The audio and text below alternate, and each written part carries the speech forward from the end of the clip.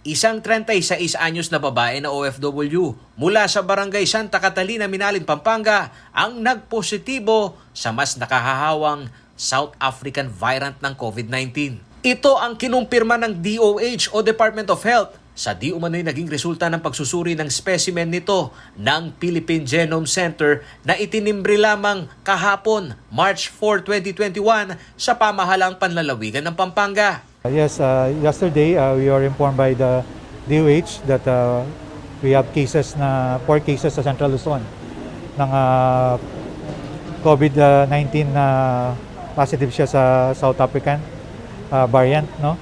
So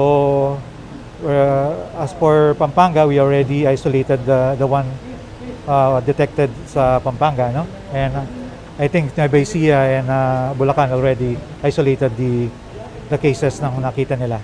Sa pagsisiyasat ng Provincial Health Office, 20 ng nakalipas na buwan ng Pebrero nang makauwi umano ito ng Pampanga. Galing iyon ng UAE at sumailalim din sa pasilidad ng Bureau of Quarantine. Nanggaling yung kuwan natin sa UAE, no? So lumapag siya sa Manila, na-isolate siya po siya doon. And eventually pinauwi, pero nung lumabas po yung sa genome testing, so that's the reason why kaya kinuha po natin siya ulit and nag-contact trace po natin tayo sa mga nakasalamuha niya. Dismayado naman dito ang provincial government ng Pampanga dahil masyado umanong atrasado ang panahon ng abiso ng Department of Health at katakataka umanong pinahintulutang umuwi at sinabi pang nagnegatibo naman ang resulta ng RT-PCR test nito. Ang question ko, paano lang po nangyari na sasabihin natin na infected tong tao na to, negative naman po nung pinalabas natin. Bagamat dinala na sa isolation facilities ng probinsya ang naturang OFW, gustong linawin ni Pampanga Governor Dennis Delta Pineda ang mga irregularidad sa report ng DOH at Bureau of Quarantine. Isa na dito ay ang quarantine protocol sa mga returning OFW na hindi dumadaan sa kanilang balik OFW program. Kasi dumating ng 20 dito yan, March na po kahapon ang tinawag sa atin, March 4 na. Hindi naman magtatagal ang virus sa katawan. Nasa 15 days lang, the most is 21 days. Wala na po yun.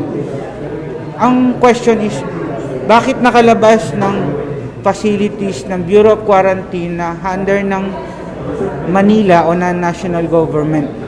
Bakit pag kami naman po sa Balik Pinas, strict kami dun sa pag-i-implement namin?